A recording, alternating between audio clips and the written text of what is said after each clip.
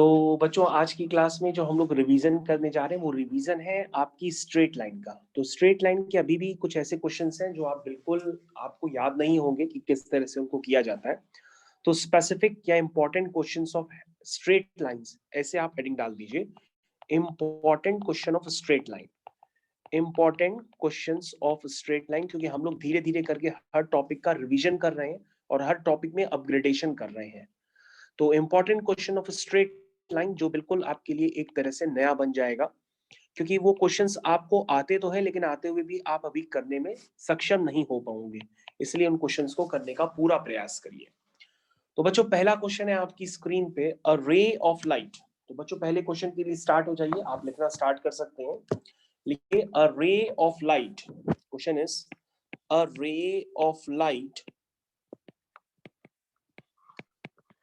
coming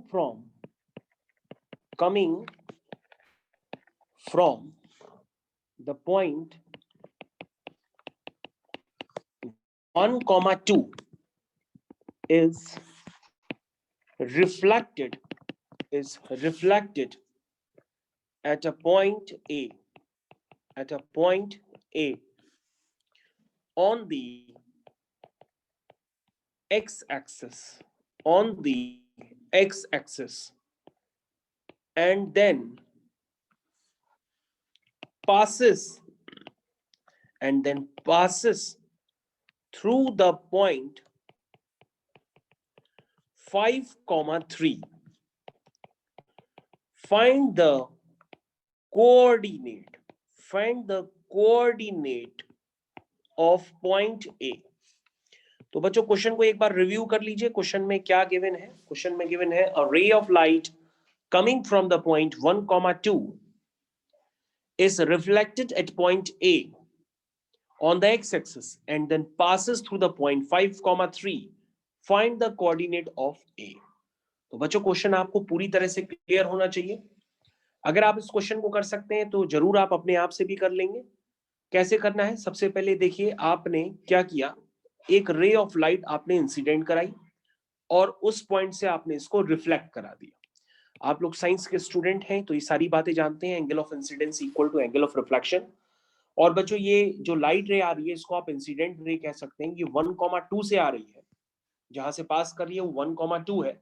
अगर आप देखें तो ध्यान से क्वेश्चन में लिखा हुआ है कमिंग फ्रॉम द पॉइंट 1, 2। तो ये हो गई बच्चों इंसिडेंट रे, ठीक है। और ये यहां से रिफ्लेक्ट हो जाती है, रिफ्लेक्टेड वाला पॉइंट है 5, 3। ये है आपकी रिफ्लेक्टेड रे, ठीक। तो इंसिडेंट रे, रिफ्लेक्टेड रे आपको पूरी तरीके से क्लियर है। और यहां पर नीचे आप देख सकते हैं आपके पास एक पॉइंट दिया है ए, वो पॉइंट है एक्स एक्सिस पे। तो इस पॉइंट को मान लीजिए x, 0, क्योंकि ये एक्स एक्सिस पे लाई करता है तो आप इसको x, 0 मान लीजिए।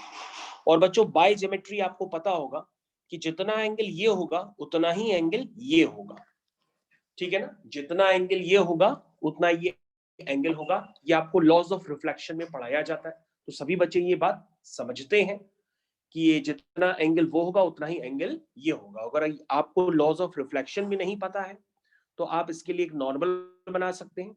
नॉर्मल बनाने के बाद आपको बताया जाता है कि जितना एंगल ये है उतना एंगल ये है। मतलब ये एंगल अगर y है तो ये भी एंगल अगर y है, तो पूरा एंगल अगर 90 है तो ये वाला एंगल होगा 90 माइनस वाई, ये भी एंगल होगा 90 माइनस वाई। तो ये दोनों एंगल सेम माने जाएंगे, इसलिए मैंने उनको इतना डिस्क्राइब ना करके उनको थीटा थीटा के नाम से रिप्रेजेंट कर दिया है।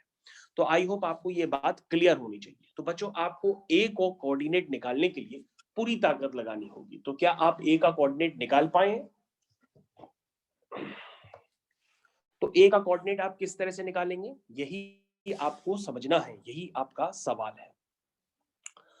तो बच्चों कैसे आप निकालेंगे ए का कोऑर्डिनेट, सबसे पहले वही आपको समझना है। तो कैसे निकालेंगे बच्चों? आपके पास कोई पॉइंट, सबसे पहले आप क्या कहेंगे कि सर जो ए पॉइंट है वो लाई कहां करता है? एक्स एक्सिस पे। तो इसका मतलब है सर है तो ये एक्स एक्सिस पर, और एक्स एक्सिस पर अगर कोई भी लाइन एंगल बनाती है, जैसे आपने ये देखिए ये लाइन एक एंगल बना रही है थीटा, तो आप इसका स्लोप बड़ी आसानी से बता सकते हैं। तो स्लोप इसका क्या होगा? Tan theta. और टेन थीटा बच्चों क्या होता है? y2 minus y1 upon x2 minus x1। यानी कि आप लिख सकते हैं 3 - 0 अपॉन 5 - x। ये बात आप बहुत आसान तरीके से लिख सकते हैं। और बच्चों अगर आप दूसरी लाइन देखें तो दूसरी लाइन भी आपको बिल्कुल क्लियर होगी, क्योंकि अगर बच्चों अगर आप दूसरी लाइन देखते हैं तो आप स्क्रीन पे देखिए जरा, ये पूरा एंगल क्या है, ये पूरा एंगल है 180। क्या है पूरा एंगल? 180। लेकिन हमको उस पूरे एंगल से मतलब नहीं है, हमें सिर्फ कितने एंगल से मतलब है? हमें मतलब है बच्चों सिर्फ इतने एंगल से कि ये स्ट्रेट लाइन एक्स एक्सिस से एंटी क्लॉकवाइज डायरेक्शन में कितना एंगल बना रही है। क्योंकि स्लोप के लिए यही देखा जाता है, जैसे पहली लाइन एक्स एक्सिस से एंटी क्लॉकवाइज डायरेक्शन में कितना एंगल बना रही थी? थीटा बना रही थी, तो हमने उसका स्लोप tan थीटा लिखा। तो दूसरी लाइन कितना बना रही है ये आपको बताना है। तो आप कहोगे सर पूरा एंगल पाई है, पाई में से थीटा माइनस कर दीजिए, तो दूसरी लाइन एंगल बना रही है पाई माइनस थीटा। तो सर जो इंसिडेंट रे है उसका एक्स एक्सिस से एंगल कितना है? Pi minus theta. ठीक है ना? This angle is pi minus theta. तो बेटा इसका स्लोप कितना हुआ? तुम कहोगे sir tan of pi minus theta. तो बेटा अगर स्लोप आप लिख सकते हैं तो उस लाइन का स्लोप आप इनडायरेक्टली किसी और तरीके से भी बता सकते हैं। कैसे बता सकते हैं? क्योंकि उस लाइन पे आपको 2 पॉइंट्स पता है, तो वो स्लोप हो जाएगा y2 माइनस y1। जैसे आप लिखना चाहे आप वैसे लिख सकते हैं 2 minus 0 y2 minus y1 upon x2 minus x1। ठीक है? तो जो बच्चा जिस तरह से स्लोप लिखना चाहे वो स्लोप को लिख सकता है। तो आपने जरूर लिख लिया होगा 2 minus 0 upon y2 minus y1 upon x2 minus x1। तो बच्चों tan पाई माइनस थीटा कितना होता है? दिस इज सेकंड क्वाड्रेंट में, तो ये माइनस tan थीटा हो जाएगा और ये 2 अपॉन 1 माइनस एक्स हो गया। कितना हो गया? 2 अपॉन 1 माइनस एक्स। तो बच्चों minus tan theta is equal to 2 upon 1 minus x. और tan थीटा की वैल्यू बच्चों आप ऊपर वाली इक्वेशन से यूज कर लीजिए, जो आपने ऊपर वाली इक्वेशन में निकाली है। tan थीटा की वैल्यू क्या निकाली है आपने? tan थीटा की वैल्यू निकाली है 3 अपॉन 5 माइनस एक्स। तो बच्चों यहाँ वैल्यू पुट कर दीजिए। This is 3 upon 5 minus x. This is value of tan theta, this is 3 upon 5 minus x. ठीक है? Is equal to 2 upon 1 minus x. ये तो बच्चों अगर आप इसको दोनों इक्वेशंस को सिंपलीफाई करेंगे तो ये वैल्यू आपके पास अब निकल के आएगी x की। तो सभी बच्चे क्रॉस मल्टीप्लाई करें, इसको सॉल्व करें और सॉल्व करके मेरे को x की वैल्यू बताएं। क्या आई x की वैल्यू? x की वैल्यू बच्चों आई है निकल करके 13/5। इसका मतलब ये जो a पॉइंट है वो निकालना काफी आसान है। 13/5, 0 ये आपका बच्चों आंसर हो जाएगा। तो क्वेश्चन बच्चों बहुत ही आसान है, बस ये डिपेंड करता है कि आप इसको यूज कैसे कर रहे हैं। फिजिक्स का और कोऑर्डिनेट ज्योमेट्री का कॉम्बिनेशन है ये, आप इसको किस तरह से यूज करके कर रहे हैं इस बात पे डिपेंड करता है। तो बच्चों हम लोग अगले क्वेश्चन की तरफ चलते हैं। अगला क्वेश्चन भी काफी खूबसूरत बनाया गया है आपके लिए। तो अगला क्वेश्चन बच्चों है, if one diagonal of a square, if one diagonal of a square is along the line 8x minus 15y equal to 0 and one of its vertex is at 1,2। ठीक है, ध्यान से देखिए मैंने क्या लिखा है। मैंने लिखा if one diagonal of a square is along the line 8x minus 3 15y equal to 0 and the one of the vertex is at 1,2, then find the equation of sides of the square. Then find the equation of sides of a square passing through this vertex. Passing through this vertex. तो बच्चों question आपके सामने है, आप इसको करने का प्रयास करिए। सबसे पहले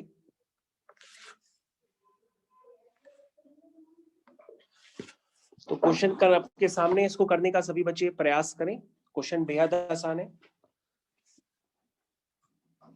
तो क्वेश्चन में लिखा है बच्चों, if one diagonal of a square is along the line 8x minus 15y equal to 0 and one of the vertex is 1,2, then find the equation of sides of a square passing through this vertex. तो बच्चों ये question है। कैसे करेंगे आप, अभी आपके ऊपर निर्भर करता है। जल्दी से जल्दी इस क्वेश्चन को करने की कोशिश करिए।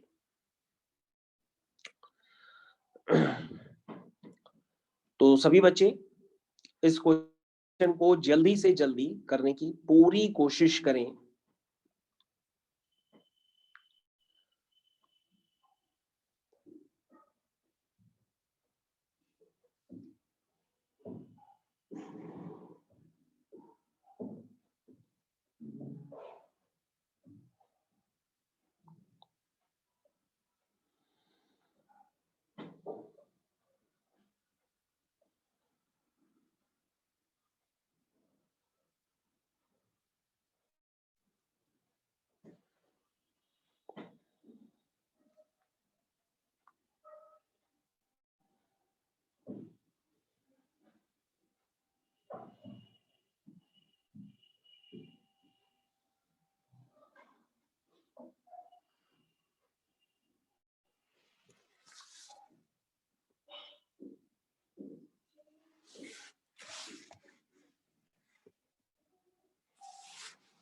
तो सभी बच्चे इस क्वेश्चन को करने की पूरी कोशिश करें। आप लोग को समय दिया गया है, आप पूरी कोशिश करिए, पहले इस क्वेश्चन का आंसर खुद से निकालने की कोशिश करिए।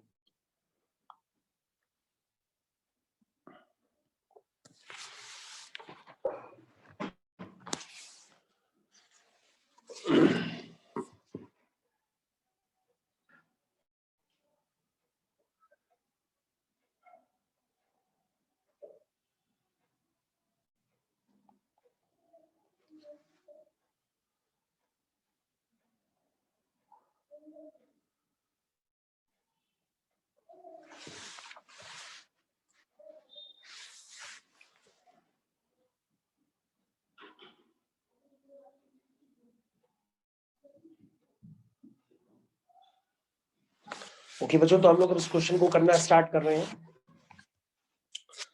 सबसे पहले बच्चों ध्यान से देखिए, आपके पास यहाँ पर एक स्क्वायर दिया गया है और बहुत यहाँ पर कुछ काम की चीजें भी हैं। कभी कभी ये कुछ क्वेश्चंस बुक्स में गलत भी सॉल्व किए रहते हैं, तो आप ध्यान दीजिएगा कि कैसे सॉल्व किया जाता है। सबसे पहले बच्चों मैंने आपके सामने जैसे ये स्क्वायर बनाया है, ठीक है। और सबसे पहले बच्चों यहाँ पर कहा गया है कि जो डायगोनल है उसकी इक्वेशन आपको दी है। तो डायगोनल की इक्वेशन बच्चों है आपके पास 8x minus 15y equal to 0, ठीक। तो उसका अगर आप स्लोप निकालेंगे डायरेक्टली तो स्लोप होता है minus coefficient of x upon coefficient of y, this is 8/15। ये इसका स्लोप हो गया, ठीक है। आपको बच्चों यहाँ ये भी गिवन है कि जो है ये एंगल कितना है 45। आप कहोगे ये एंगल 45 कैसे हुआ, क्योंकि बच्चों ये स्क्वायर है, तो स्क्वायर के जो डायगोनल्स होते हैं वो 45 का एंगल ही बनाएंगे। ये भी एंगल 45 होगा, ये भी एंगल 45 होगा, तो स्क्वायर की प्रॉपर्टी होती है। और बच्चों जो लाइन की इक्वेशन है वो 8x minus 15y equal to 0 है। कहने का मतलब ये जो है, ये लाइन कुछ इस तरह से है कि ये लाइन ओरिजिन से पास कर रही होगी। किससे पास कर रही होगी? ओरिजिन से, 100%। ये लाइन ओरिजिन से पास कर रही होगी क्योंकि ये y इक्वल टू mx का फॉर्म है, तो ये ओरिजिन से पास कर रही है। ये बात तो क्लियर है। अब बच्चों हम क्या करेंगे, हम इस लाइन के स्लोप को मान लेते हैं m है, जो दूसरी लाइन है उसका स्लोप मान लेते हैं m है, और उसके ऊपर वाली लाइन का स्लोप 8/15। हम क्या करेंगे, हम लगा देते हैं यहां पर एंगल बिटवीन टू लाइंस का formula. This is tan theta is equal to mod of m1 minus m2 upon 1 plus m1 m2। तो बच्चों यहाँ पे हो जाएगा tan 45। tan 45 की वैल्यू क्या होती है 1, या प्लस माइनस 1 भी ले सकते हैं। जैसे आपने 1 लिखा, m माइनस m2 क्या लिखेंगे m1 माइनस m2। तो m1 मान लीजिए m है, ठीक है, और m2 आपका 8/15 है, अपॉन 1 प्लस m1 m2, यानी कि m1 इंटू m2 यानी कि m इंटू 8/15। ठीक है बच्चों, ये हो गया। और बच्चों इधर से मॉड हटाएंगे तो मॉड एक बार प्लस माइनस साइन के साथ खुलेगा, तो यहाँ प्लस माइनस लगा दीजिएगा। अब बच्चों क्या करिए, इसको सॉल्व करिए। एक बार +1 लेके सॉल्व करिए, एक बार -1 लेके सॉल्व करिए, और m की वैल्यूज बताइए। यानी बच्चों आपको क्या सॉल्व करना है, आपको सॉल्व करना है m minus 8/15 upon 1 plus 8m/15 is equal to 1। एक बार ये सॉल्व करना है, और दूसरी बार सॉल्व करना है आपको 1 minus 8/15 whole divide by 1 plus 8m by 15 is equal to -1। एक बार बच्चों आपको इसको सॉल्व करना है। तो बच्चों दोनों को सॉल्व करिए और बताइए m की क्या वैल्यू निकल करके आ रही है। m की वैल्यू क्या आई है? m तो बच्चों आप सॉल्व करिए, m की वैल्यू क्या निकल के आ रही है। यहां से m की वैल्यू आएगी 23/7। आप चेक कर लो, m की वैल्यू 23/7 आएगी, ठीक है। और लाइंस अगर परपेंडिकुलर होती हैं तो अगर ये m 23/7 है तो ये परपेंडिकुलर लाइन से, तो इसका स्लोप आप ऑलरेडी बता सकते हैं, वो होगा -7/23, क्योंकि इनके स्लोप का प्रोडक्ट -1 होता है। और बच्चों 1,2 हम पॉइंट को यहाँ पे एज्यूम कर लेते हैं, दिस इज 1,2, इसके एक वर्टेक्स का पॉइंट दिया हुआ है 1,2, ठीक है। तो 1,2 बच्चों हम यहाँ पे लेंगे, क्योंकि 1,2 अगर हम ये डायगोनल वाली लाइन पर ले लेते हैं तो 1,2 8x - 15y = 0 को सेटिस्फाई नहीं कर रहा है, ठीक है ना। अगर आप 1,2 कहां पे ले लेंगे, इस D पॉइंट पे आप 1,2 ले लेते हैं तो 1,2 8x - 15y = 0 लाइन को सेटिस्फाई नहीं कर रहा है, इसलिए 1,2 D पॉइंट पे नहीं लेंगे। कहां पे लेंगे, इस C पॉइंट पे ले लेते हैं, ठीक है। और इसका नामकरण कर देते हैं ABCD,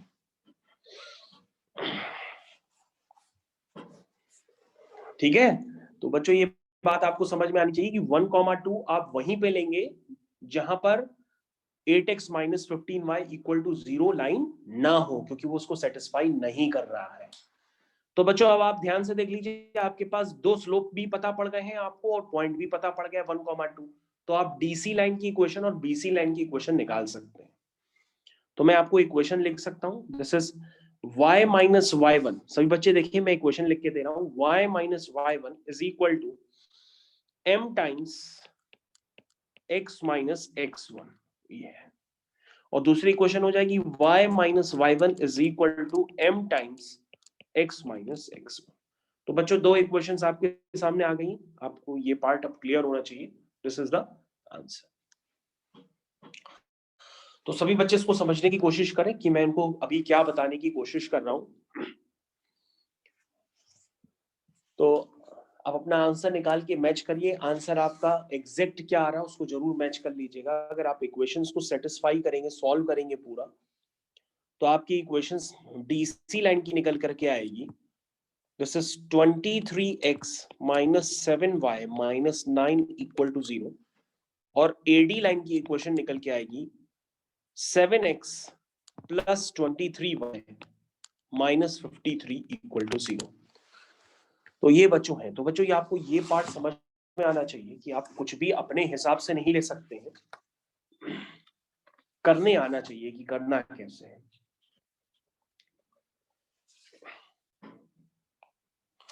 ठीक है बच्चों, हम लोग अगले क्वेश्चन की तरफ चलते हैं। तो बच्चों अगला क्वेश्चन आपकी स्क्रीन पे,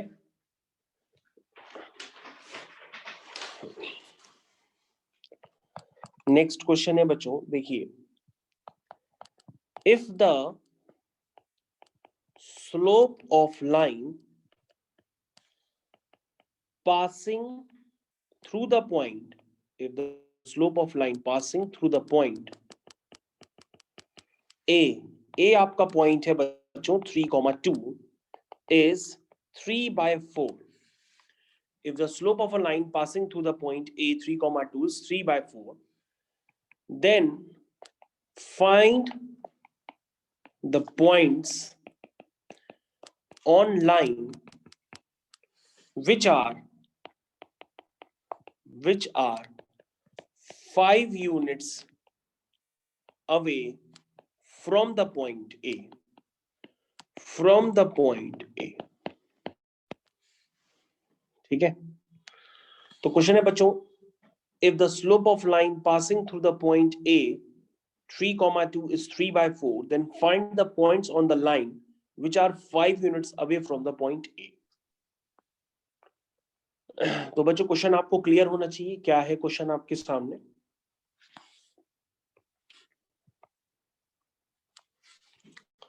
स्टार्ट कर रहे हैं। सबसे पहले देखिए बच्चों, आपसे पूछा क्या गया है, आपको पास स्लोप पता है, पॉइंट पता है, और आपको एक ऐसा पॉइंट निकालना है। Find points on line which are 5 unit away from the point A. तो आप इसको करना स्टार्ट करिए। क्वेश्चन को 2 बार पढ़िए, समझ में ना आए तो। If the slope of a line passing through the point 3, 2 is 3/4, then find the point on the line which are 5 units away from the point A. कैसे करेंगे बच्चों, उसको करना स्टार्ट करिए। तो सबसे पहले बच्चों क्या करेंगे, आपके पास पॉइंट पता है, स्लोप पता है, तो आप एक लाइन की इक्वेशन लिखेंगे। तो इक्वेशन ऑफ लाइन लिखिए, this is y minus y1 is equal to m times x minus x1, ये लिखिए। इसको सिंप्लीफाई करेंगे तो बच्चों आपके पास इक्वेशन बन जाएगी 4y minus 3x plus 1 is equal to 0। ठीक है, अब बच्चों एक काम कर लो, आपको यहाँ पे क्लियर कट गिवन है। क्वेश्चन पढ़िए पहले क्या गिवन है। Then find points on the line which are 5 unit away from the point A. तो कह रहा है इस लाइन पर, इस लाइन को आप बना लीजिए भले, अगर आप सब कम समझ पा रहे हैं। इस लाइन पे कोई एक ऐसा पॉइंट एज्यूम करिए। तो पॉइंट हम एज्यूम कर लेते हैं, वो पॉइंट है h, k। ठीक है, जिसकी पॉइंट किससे, ए से। ए क्या है, पॉइंट ए, पॉइंट है 3, 2 से डिस्टेंस कितनी है, 5 यूनिट है। तो दोनों के बीच की डिस्टेंस आप 5 यूनिट कर लीजिए, यानी कि h माइनस 3 का whole square plus k minus 2 का होल स्क्वायर, ये डिस्टेंस 5 यूनिट कर लीजिए। दोनों तरफ स्क्वायरिंग कर लीजिए। स्क्वायरिंग करने के बाद एच के में एक इक्वेशन बनेगी, वो हमको बता दीजिए क्या आ रही है। स्क्वायरिंग करिए, सिंप्लीफाई करिए, आपके पास एच के में इक्वेशन बनेगी, वो मेरे को बताइए क्या आ रही है यहां से निकल।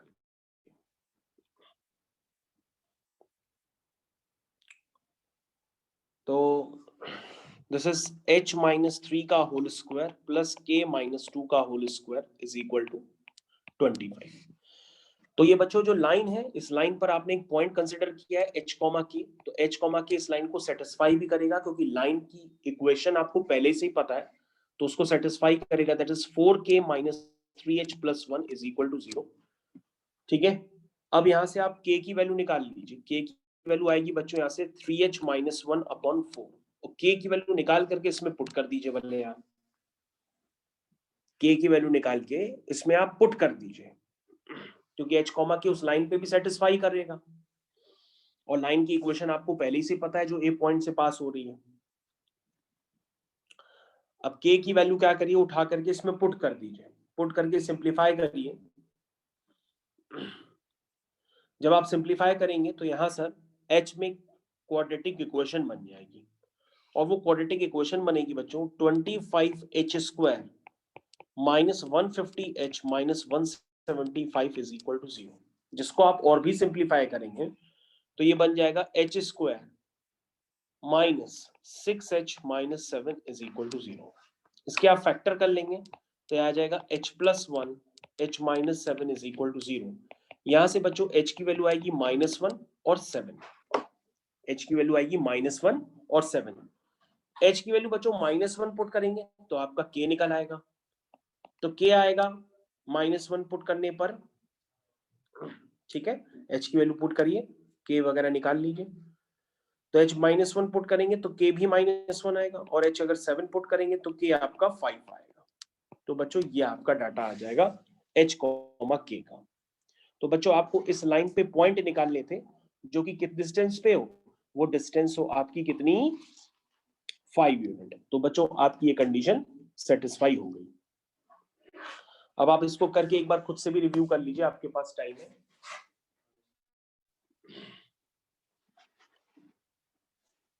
इतना समझ में आ गया?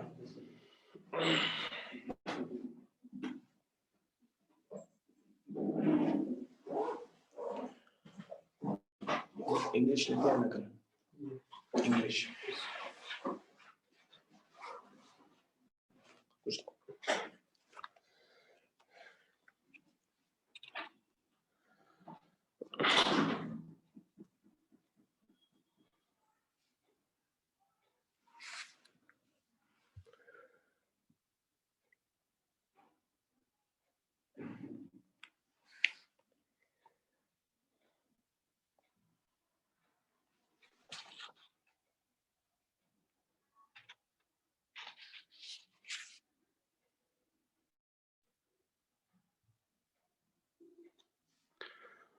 तो बच्चों अगला क्वेश्चन आपकी स्क्रीन पे आ रहा है. The next question is find the equation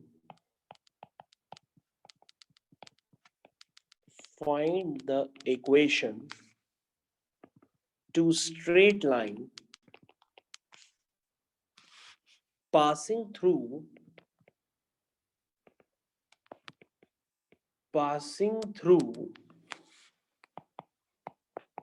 the point of intersection of lines 5x minus 6y minus 1 equal to 0 and 3x plus 2y plus 5 equal to 0 and perpendicular to line 3x minus 5y plus 11 equal to 0. तो बच्चों आपका है question find the equation of straight line passing through the point of intersection of this and perpendicular to the line. तो बच्चों सबसे पहले हम क्या करेंगे, इन दो लाइंस का पॉइंट ऑफ इंटरसेक्शन निकाल लेंगे. तो सबसे पहले आप क्या करिए कि ये क्वेश्चन आप खुद भी कर सकते हैं और स्लोप उसके परपेंडिकुलर है तो उसका स्लोप निकाल करके -1/m करेंगे तो रिक्वायर्ड लाइन का स्लोप आ जाएगा, लाइन की इक्वेशन आ जाएगी. तो सबसे पहले आप क्या करिए बच्चों, दो लाइंस का इंटरसेक्शन पॉइंट निकालिए. तो बच्चों आपको क्या करना होगा, आपको ये सॉल्व करनी पड़ेंगी दो इक्वेशंस. एक है 5x minus 6y minus 1 equal to 0 और दूसरी है 3x plus 2y plus 5 equal to 0. इसको सॉल्व करिए, सॉल्व करके पॉइंट ऑफ इंटरसेक्शन निकालिए.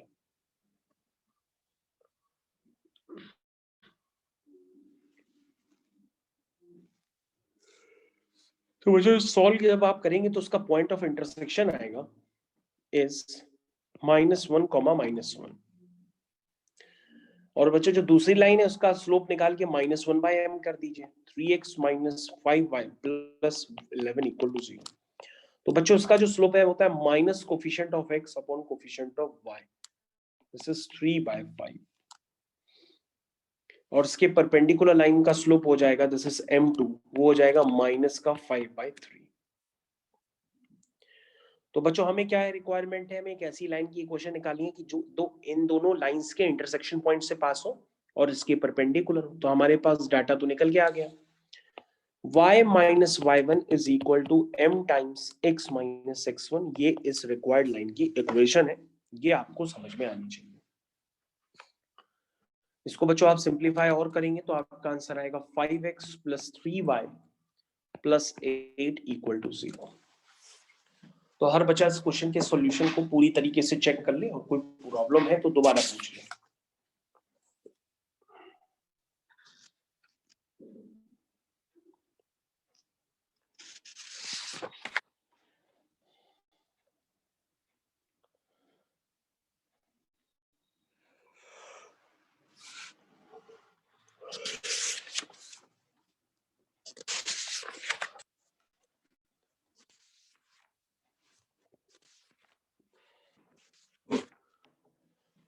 तो आई होप हर बच्चे ने इसको सिंप्लीफाई कर ही लिया होगा.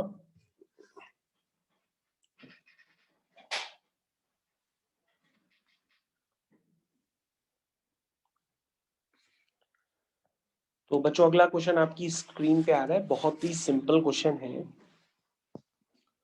The question is the coordinates of foot of perpendicular from the point 2, 3 on line x plus y minus 11 equal to 0. तो आपको फुट ऑफ परपेंडिकुलर निकालने, इस पॉइंट से इस लाइन पे डाला गया फुट ऑफ परपेंडिकुलर.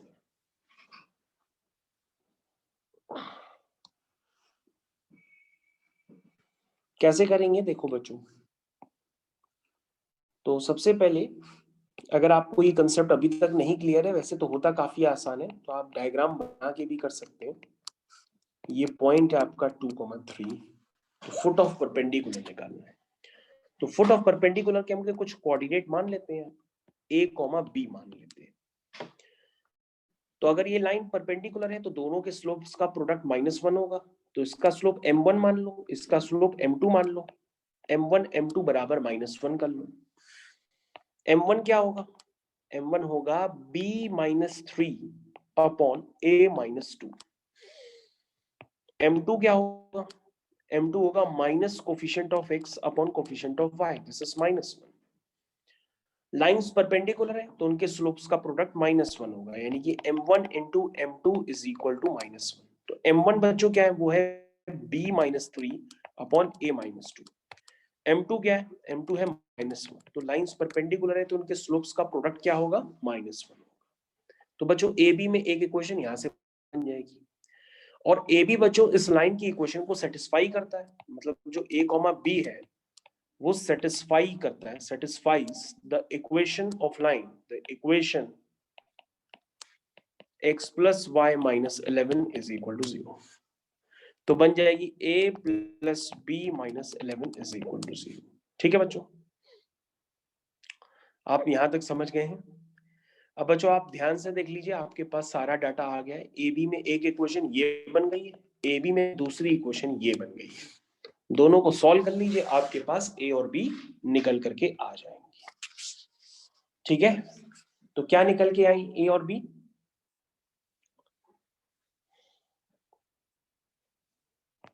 तो बच्चों अगर आप इसको सॉल्व करेंगे तो ये 5,6 निकल करके आएगा।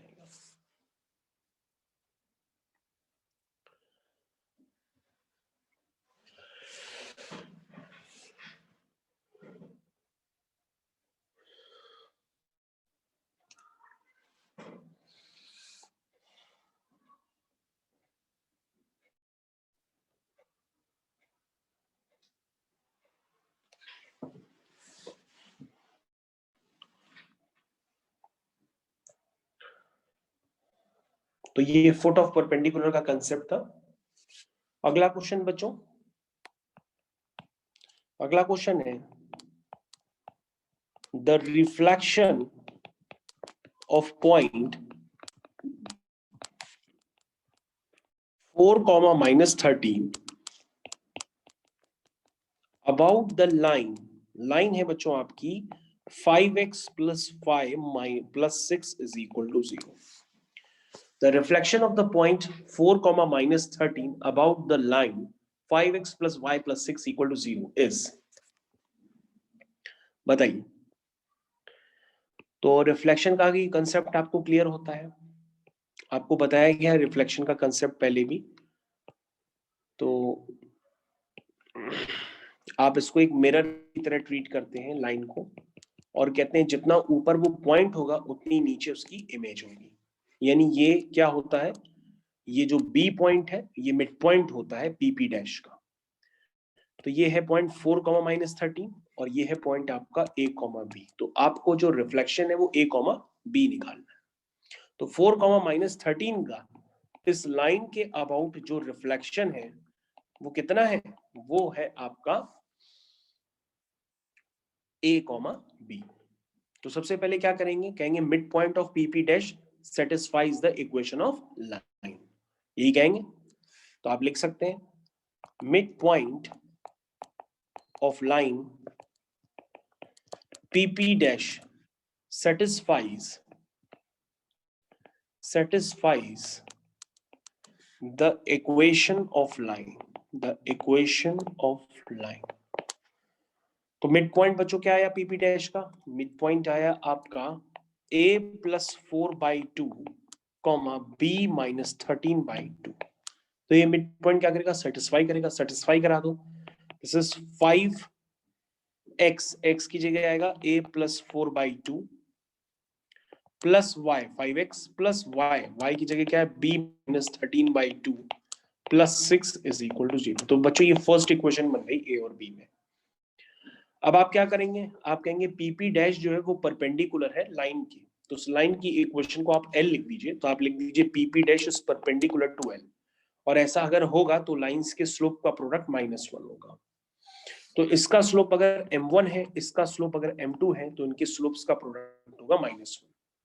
तो बच्चों आप m1 वैल्यू लिखिए, क्या होगी, this is b + 13 upon a - 4, और m2 क्या होगा, minus coefficient of x upon coefficient of y, इनके स्लोप्स का प्रोडक्ट -1। तो बच्चों ये आपकी दूसरी इक्वेशन बन गई। तो पहली दो इक्वेशन है, इनको आप सॉल्व कर लीजिए। जैसे ही आप सॉल्व करेंगे आपके पास ये a और b की वैल्यू निकल के आएंगी। तो आपका बच्चों फाइनल आंसर जो आएगा वो आपको मैं लिख करके बता देता हूँ। आपका फाइनल आंसर आएगा, आप इसको सॉल्व करिए अपने आप से, वो आएगा -1, -40। This is the final answer.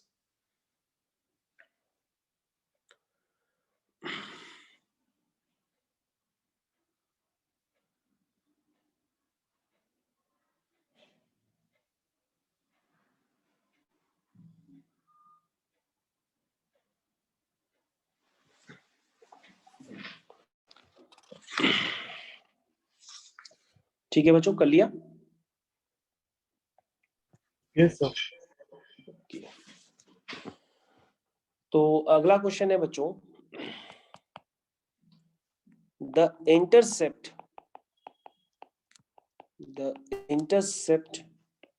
Cut off by line, ध्यान से देखिएगा, the intercept cut off by line from y axis is twice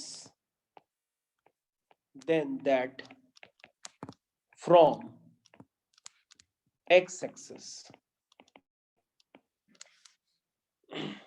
and the line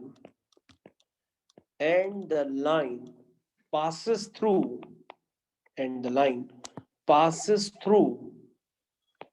the point 1, 2। आपसे पूछा जा रहा था the equation of line is,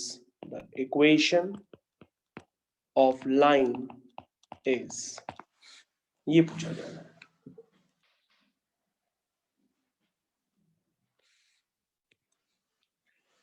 कैसे करेंगे बच्चों, यहां आपको समझना होगा।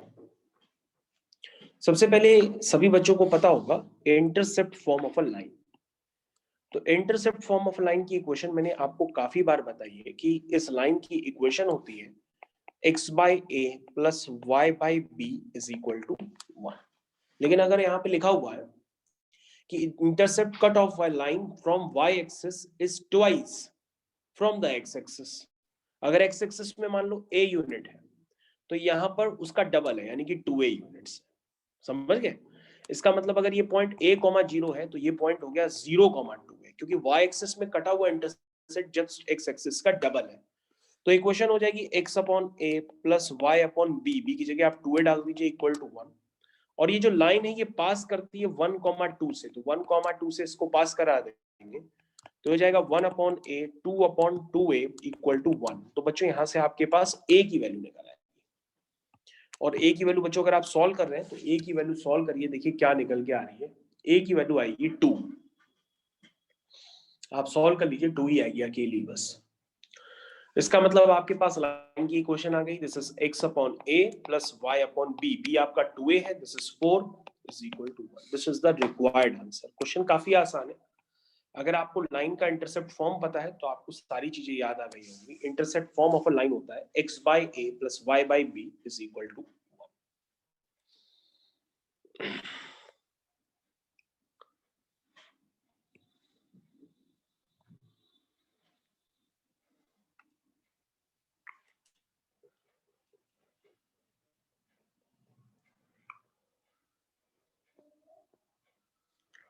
तो बच्चों अगला क्वेश्चन के लिए रेडी हो जाए। अगला क्वेश्चन है,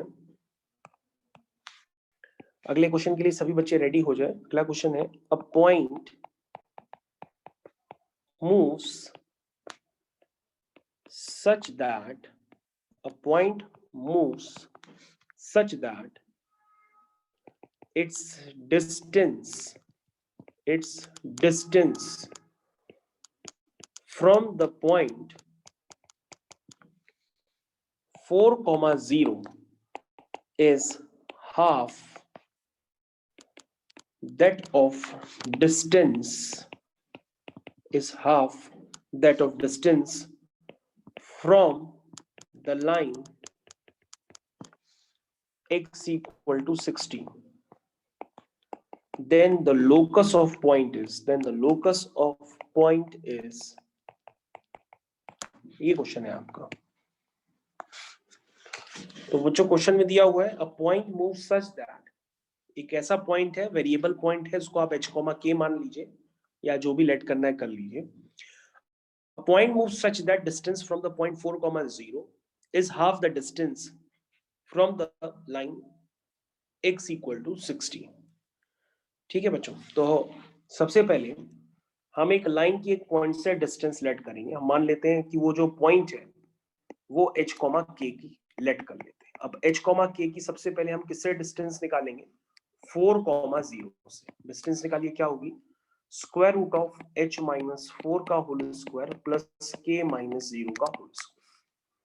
अब h, k की एक लाइन से डिस्टेंस निकालिए। एक पॉइंट की एक लाइन से डिस्टेंस तो आपको आती है निकालना, और यदि नहीं आती है निकालने तो हम आपको निकालना सिखा रहे हैं। लाइन की इक्वेशन है x माइनस 16 इक्वल टू 0, और जो बच्चों पॉइंट है आपका वो है h, k।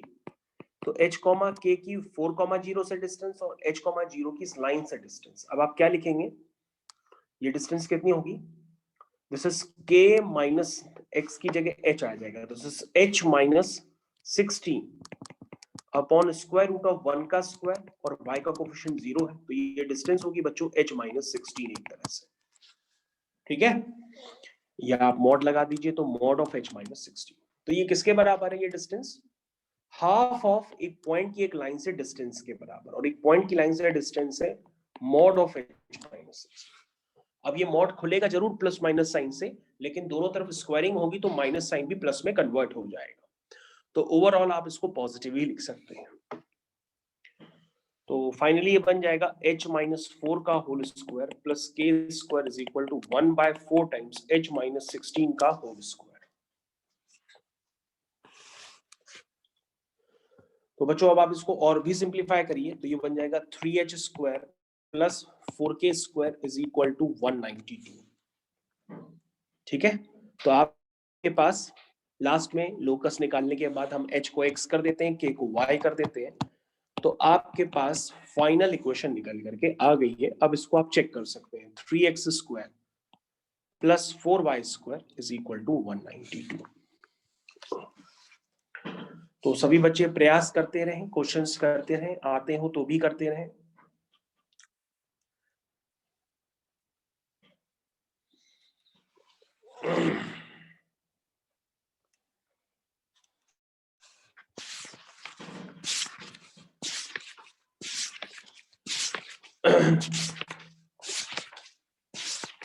तो बच्चों हम लोग आगे कंटिन्यू कर रहे हैं दूसरे क्वेश्चंस की तरफ, तो उसके लिए भी आप रेडी हो जाइए पूरी तरीके से।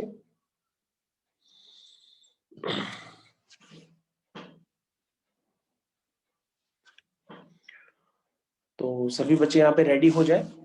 जैसे मैंने आपको स्ट्रेट लाइन बताई वैसे सर्कल्स भी होते हैं। तो बच्चों अब आपके सामने एक क्वेश्चन और आ रहा है, वो भी आपको करना होगा। जैसे आपसे पूछा जाता है find the equation of circle passes through the point, passes through the point, point है बच्चों आपके 20,3, 19,8, 2,-9। इन 3 पॉइंट से पास होने वाले आपको सर्किल की इक्वेशन निकालनी। निकालिए, आप किस तरह से निकालेंगे? सबसे पहले अगर आपको कोई कंफ्यूजन है तो आप डायग्राम बना लीजिए, जैसे मैंने आपकी स्क्रीन पे बनाया। अब आप क्या करिए, इस पे 3 पॉइंट्स इंडिकेट करिए, A, B और C, A, B और C। तो बच्चों ये पॉइंट हो गया 20,3, ये पॉइंट हो गया 19,8 और ये पॉइंट हो गया 2,-9। तो इन 3 पॉइंट से पास होने वाले सर्किल की इक्वेशन, पहले तो आप सर्किल की इक्वेशन एक जनरल फॉर्म में लिखिए। क्या होती है? वो होती है x square plus y square plus 2gx plus 2fy plus c equal to 0। ये सर्किल की इक्वेशन एक जनरल फॉर्म है। अब ये सर्किल पास किससे कर रहा, उस पर आप स्पेसिफाई करिए। ये सर्किल पास कर रहा है 20,3 से, तो 20,3 इसको सेटिस्फाई करेगा, आप इसको सेटिस्फाई करा लीजिए, ठीक है ना। ऐसे करके तीनों पॉइंट्स आप सेटिस्फाई कराएंगे तो आपके पास 3 इक्वेशंस बन जाएंगी। 3 इक्वेशंस होंगी तो 3 अननोन होंगे, जीएफसी निकाल करके आप वैल्यू पुट कर दीजिए रिक्वायर्ड सर्किल में, आपका आंसर आ जाएगा। तो बच्चों एक बार आप 20,3 से कराइए, ठीक है, एक बार 19,8 से कराइए, एक बार 2,9 से कराइए, करिए। तो आपके पास जो इक्वेशन बनेगी बच्चों वो बनेगी 40G plus 6F plus C is equal to -409। ये आपके पास फर्स्ट इक्वेशन बनेगी। दूसरी बनेगी 38G plus 16F plus C equal to -425, ये सेकेंड इक्वेशन बनेगी। थर्ड बनेगी 4G minus 18F plus C equal to -85, ये आपकी थर्ड इक्वेशन बनेगी। तो बच्चों ये आपके सामने 3 इक्वेशंस हैं, तो तीनों इक्वेशंस को आप सॉल्व कर लीजिए, अपना GFC निकाल लीजिए। तो बच्चों G आपका निकल के आएगा -7, F आपका निकल के आएगा -3 और C आपका निकल के आएगा -111। ठीक, GFC आपके निकल करके आ जाएंगे, ठीक है। जब आपका GFC निकल के आ जाएगा तो आप क्या करिएगा, GFC उठा करके वापस उस इक्वेशन में पुट कर दीजिए, तो आपकी इक्वेशन आ जाएगी फाइनल। क्या आएगी, आएगी x² plus y² minus 14x minus 6y minus 111 equal to 0। This is the answer. और बच्चों सर्किल का जो सेंटर और रेडियस है वो तो आपको पता ही है। सेंटर निकालने के लिए मैंने आपको बताया सर्किल का सेंटर होता है -g, -f, और जो रेडियस होती है वो होती है square root of g² plus f² minus c। तो ये भी कंसेप्ट आपको पता होना चाहिए कि 3 पॉइंट से पास होने वाले सर्किल की इक्वेशन, और अगर 4 पॉइंट्स कॉन्साइक्लिक होते हैं तो चौथा पॉइंट उठा के हमें सर्किल की इक्वेशन निकालने के बाद उस पर सेटिस्फाई कराते हैं। अगर चौथा पॉइंट इसको सेटिस्फाई कर जाता है तो चारों पॉइंट एक सर्किल पे लाई करते हैं, तो उनको हम कहते हैं कॉन्साइक्लिक है। तो कॉन्साइक्लिक का कंसेप्ट यही होता है कि उसमें 4 पॉइंट्स गिवन होंगे, आपको प्रूफ करना होगा कि वो चारों सर्किल पे लाई करते हैं। तो सबसे पहले आप 3 पॉइंट से पास करने वाले सर्किल की इक्वेशन निकाल लेना, उसके बाद चौथा पॉइंट उसमें सेटिस्फाई करा देना। यदि 0 आ जाता है, सेटिस्फाई हो जाता है, तो उसका मतलब वो चारों पॉइंट्स क्या है, कॉन्साइक्लिक है, यानी कि वो सर्किल पे लाई करते हैं। समझ गया?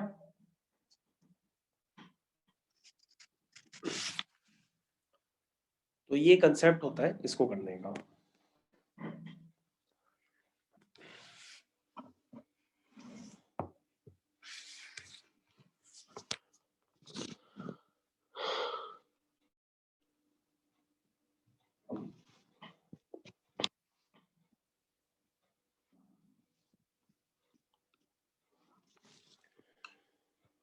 तो अगला क्वेश्चन है बच्चों, तो अगले क्वेश्चन के लिए रेडी हो जाइए, हम अगला क्वेश्चन भी दे रहे हैं।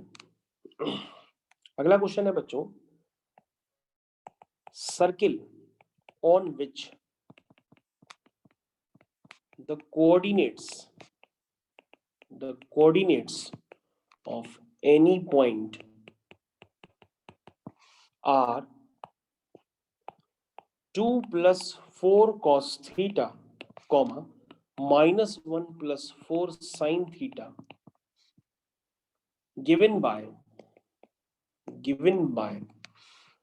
x minus 2 का whole square plus y plus 1 का whole square is equal to 60। तो बच्चों अगर हम सर्किल पे कोई पैरामीट्रिक फॉर्म ले लेते हैं तो उससे सर्किल की इक्वेशन कैसे आएगी वो भी आप समझ लीजिए। जैसे आपने सर्किल का x कोऑर्डिनेट क्या लेट किया है, y कोऑर्डिनेट क्या लेट किया है, जरा उसको ध्यान से देखिए। आंसर देखिए, x कोऑर्डिनेट आपका क्या है, वो है 2 plus 4 cos theta. y coordinate आपका क्या है, -1 प्लस 4 sin थीटा। अब x और y को इंटरलेट करना है, तो आप यहाँ से cos थीटा की वैल्यू निकाल लीजिए, वो आएगी x माइनस 2/4, और यहाँ से sin थीटा की वैल्यू निकाल लीजिए, वो आएगी y प्लस 1/4। ठीक, अब आप x और y को रिलेट करना चाहते हैं तो आपको यूज करना पड़ेगा sin square theta plus cos square theta is equal to 1। तो बच्चों ये हो जाएगा sine square theta plus cos square theta is equal to 1। इसको आप यूज करेंगे तो आपके पास फॉर्मेशन आ जाएगा सर्किल की इक्वेशन का। अगर आप इसको वापस रीराइट करेंगे तो ये आएगी इक्वेशन x माइनस 2 का whole square plus y plus 1 का whole square is equal to 16। तो बच्चों कभी भी पैरामीट्रिक फॉर्म में अगर सर्किल आपके पास गिवन भी हो तो उससे आप सर्किल की इक्वेशन निकालेंगे कैसे पैरामीट्रिक पॉइंट से, तो उसका ये फॉर्मेशन होता है। वहां से आपको किसी भी तरीके से साइन थीटा और कॉस थीटा की वैल्यू निकालनी होगी, और साइन थीटा और कॉस थीटा को इंटररिलेट करना आप जानते हैं क्योंकि आपने ट्रिग्नोमेट्री पढ़ी है। Sine square theta plus cos square theta is equal to 1, उससे इंटररिलेट करके आप अपना आंसर निकाल सकते हैं।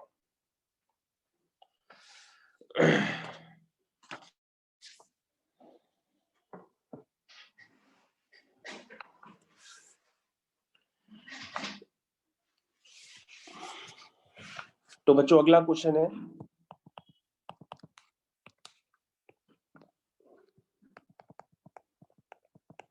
द एरिया ऑफ ट्रायंगल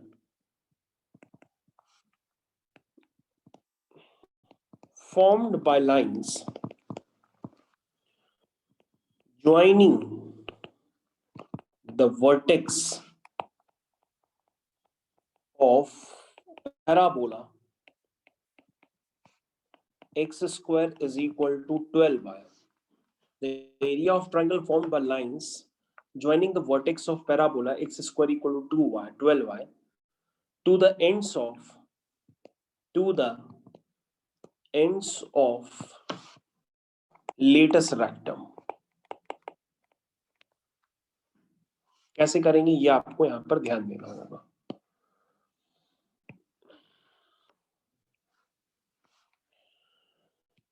देखिए बच्चों, इसको आपको किस तरह से करना है। सबसे पहले क्या करिए, आप पैराबोला का एक फॉर्मेशन कर लीजिए। ये एक पैराबोला है, एक्स स्क्वायर इक्वल टू 12 है, ठीक है। आपको क्या बनाना है, लेटस रेक्टम यहां बनानी है। तो this is the latus rectum जो फोकस से पास करती है और एक्सिस ऑफ पैराबोला के परपेंडिकुलर होगी। तो इसकी फोकस आपको क्लियर कट नजर आ रहा है कि अगर ये x square equal to 12y को अगर हम x square equal to 4ay से कंसिडर करेंगे तो 4a बराबर 12 हो जाएगा, दैट मींस a बराबर 3 हो जाएगी, और इसकी फोकस होगी 0, लेटेस्ट रेक्टम होती है 4a। लेटेस्ट रेक्टम की आप इक्वेशन भी लिख सकते हैं। इक्वेशन है लेटेस्ट रेक्टम की y इज इक्वल टू 3, और y इज इक्वल टू 3 को x square equal to 12y के साथ सॉल्व करेंगे तो आपके पास ये पॉइंट्स निकल करके आ जाएंगे। ये पॉइंट्स, क्योंकि यही पॉइंट्स रिस्पॉन्सिबल है ट्राइंगल के एरिया के लिए, हमें उनका वर्टेक्स निकालना पड़ता है। तो आपके पास बच्चों अब ट्राइंगल फॉर्मेशन समझ में आ रहा है, क्योंकि जो ट्राइंगल बना है वो वर्टेक्स को यूज करके बना है और एंड्स ऑफ लेटस रेक्टम इनको यूज करके बना है। तो बच्चों ये बात आपको समझ में आनी चाहिए।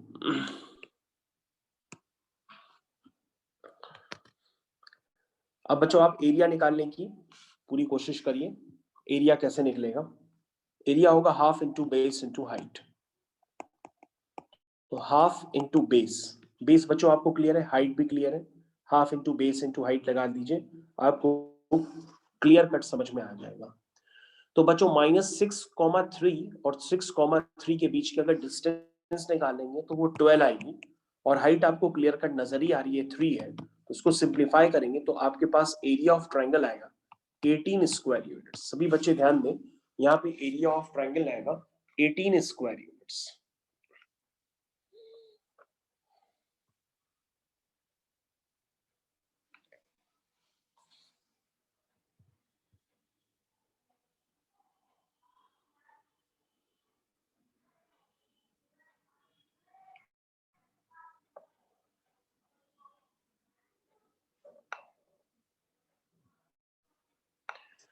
तो ये कोऑर्डिनेट ज्योमेट्री का रिवीजन चल रहा है, आपको ये क्वेश्चंस करने आने चाहिए हर हालत पे।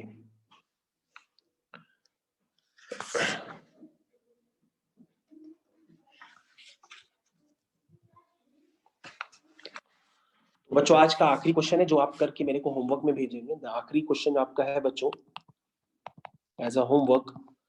वो क्वेश्चन है, an equilateral triangle is inscribed in the parabola y square is equal to 4ax, whose one vertex is at the vertex of parabola. Find the area. ध्यान से देखिए, the equilateral triangle is inscribed in a parabola y square equal to 4ax, whose one vertex is the vertex of parabola. Find the length of side of triangle. Find the length of side of a triangle. ये question बच्चों आपकी screen पे है, इसी को आपको करना है. अब आप किस तरह से करेंगे वो आप देखिए.